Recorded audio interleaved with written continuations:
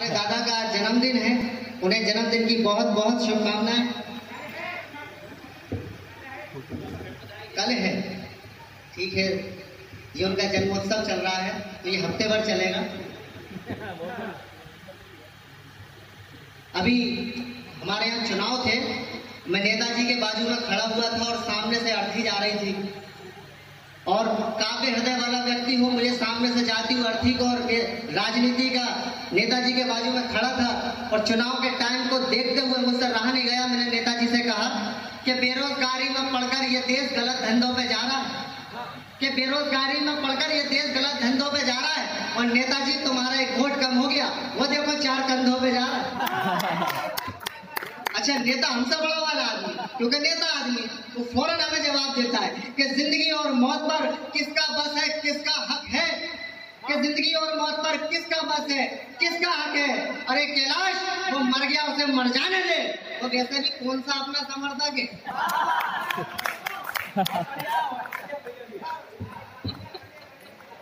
आपने देखा होगा कि कोई अगर किसी ठेले वाले से अंग्रेजी में बात कर ले और गलती से वो ठेले वाला भी अगर पढ़ा लिखा निकल जाए तो उस समय स्थिति क्या बनती है। मैं वो दर्शाती हुई मेरी एक कविता कि आई थी एक लड़की बिजली सी कड़की कभी ठेले पर हमारे, हम थे उस वक्त बरस 19 के और एकदम कमाल। आई थी एक लड़की बिजली सी थी कड़की कभी ठेले पर हमारे, हम थे उस वक्त बरस 19 के और एकदम कमाले। सुंदर सी नीली आंखें भूरे से उसके बाल, सुंदर सी नीली आंखें भूरे से उसके बाल, सब बदन उसका गठीला और गजब के उसके गाल।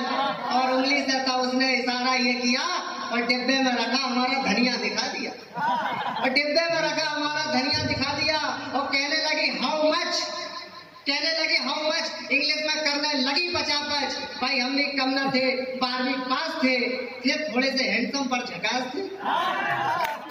भाई हम भी कम न थे, 12वीं पास थे थोड़े से हैंडसम पर झकास थे।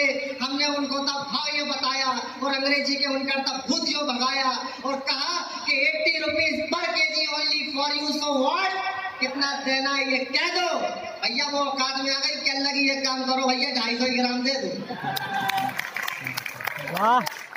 वो औकात में आ गई, कहने लगी भैया एक काम करो 250 ग्राम दे दो कि शिक्षा सबका अधिकार है, ये किसी एक का गढ़ नहीं होता। और हमने ये साबित कर दिया कि हर ठेले वाला अनपढ़ नहीं होता। बहुत बढ़िया, वाह। अब एक ऐसी रचना सुनाना चाहता हूँ मैं, जो मैं सबसे अंत में पढ़ता हूँ लेकिन आज मैं बीच में पढ़ना चाहूंगा। आपने देखा होगा कि चुनाव के टाइम पे अलग अलग पार्टी के लोग अलग तरीके से प्रचार करते हैं, झंडे लगाए जाते हैं अपनी पार्टियों के, लोग एक एक घरों में अलग अलग पार्टियों के झंडे लगे रहते हैं। आप लोग उन झंडों का कैसे इस्तेमाल करते हैं मुझे नहीं पता, लेकिन भोपाली व्यक्ति हूं, मैंने कैसे उन झंडों का इस्तेमाल करा मैं वो बताना चाहता हूँ। कि देश में जब भी चुनाव हुआ तो चुनाव प्रचार जोरों पर था और चुनाव प्रचार का सारा जिम्मा नामी ग्रामी चोरों पर था। कि देश में जब भी चुनाव हुआ तो चुनाव प्रचार जोरों पर था और चुनाव प्रचार का सारा जिम्मा नामी ग्रामी चोरों पर था। वो एक भ्रष्टाचारी नेता को दूसरे भ्रष्टाचारी नेता का प्रचंड बहुमत हो गया। अपना काम तो छत पे लगाए हुए झंडों से ही हो गया, अपना काम तो छत पे लगाए हुए झंडों से ही हो गया। वो नेतागिरी को नेताओं ने एक झोल बना लिया, वो नेतागिरी को नेताओं ने एक झोल बना लिया। हमने झंडा उतारा, सिला और तकिया का घोल बना लिया। हमने झंडा उतारा, सिला और तकिए का घोल बना लिया।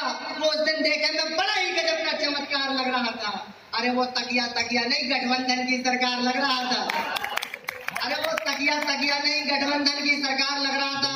वो हनुमान चालीसा पढ़ना पड़ता है तब जाकर मैं उस तकिया पे अपना सर रखकर सो पाता हूँ। अरे एक करवट लेते ही मैं सत्ता पक्ष का तो दूसरी करवट लेते ही मैं विपक्ष का हो जाता हूँ। एक करवट लेते ही मैं सत्ता पक्ष का तो दूसरी करवट लेते ही मैं विपक्ष का हो जाता हूँ। और एक झंडा और उतारा हमने, एक झंडा और उतारा हमने और सिरा और एक अच्छी सी शर्ट बनाई। एक झंडा और उतारा हमने, सिला और एक अच्छी सी शर्ट बनाई। ठंड पड़ रही थी जोर से तो अपने कुत्ते को पिलाई। एक झंडा और उतारा हमने, सिला और एक अच्छी सी शर्ट बनाई। ठंड पड़ रही थी जोर से तो अपने कुत्ते को पिलाई। वो झंडा अपनी राजनीति का पूरा रंग छोड़ रहा था। यार आज तो हदी हो गई, हमारा कुत्ता काटने को हमारे ही पीछे दौड़ रहा। आज तो हदी हो गई, हमारा कुत्ता काटने को हमारे पीछे ही दौड़ रहा था। और वो कुत्ता घर में ऐसा गजब का तांडव मचा रहा था कि खुदा की कसम विधानसभा की पूरी उठापटक का मजा हमारे अपने घर में आ रहा था। से एक झंडा और उतारा हमने और लाकर अपनी पत्नी के गले में डाल दिया। एक झंडा और उतारा हमने और लाकर अपनी पत्नी के गले में डाल दिया। न जाने उस झंडे ने ऐसा क्या कमाल किया, वो एक घरेलू सीधी सादी महिला को ऐसा राजनीतिक बल दिया कि जैसे नेता दल बदलते हैं उसने पति बदल दिया। वाह। आइए एक ऐसी कविता सुनाता हूँ। एक दिन भगवान की कृपा से मेरी पत्नी का मेरे से बोलचाल बंद हो गया, मेरा जारी रहा, उसी का बंद हुआ। कैसे क्या हुआ मैं आपको बताना चाहता हूँ कि शांति और सन्नाटा तो हमारे घर में इस कदर छा गया और देखकर इस वातावरण को हमें बड़ा आनंद आ गया कि शांति और सन्नाटा तो हमारे घर में इस कदर छा गया है और देखकर इस वातावरण को हमें बड़ा आनंद आ गया है। हुआ यूं, कल पत्नी ने अंधेरे में होठों पर लगाने को वैसलीन की डिब्बी मांगी। हुआ यूं, कल पत्नी ने अंधेरे में होठों पर लगाने को वैसलीन की डिब्बी मांगी, पर हमने भी चुपचाप से उन्हें फेविकॉल की डिब्बी थमा दी। हुआ यूं, कल पत्नी ने अंधेरे में होठों पे लगाने को वैसलीन की डिब्बी मांगी और हमने भी फिर चुने चुपचाप से फेविकॉल की डिब्बी थमा दी। लेकिन साहब अब तो हमारे घर में एकदम आनंद ही आनंद है।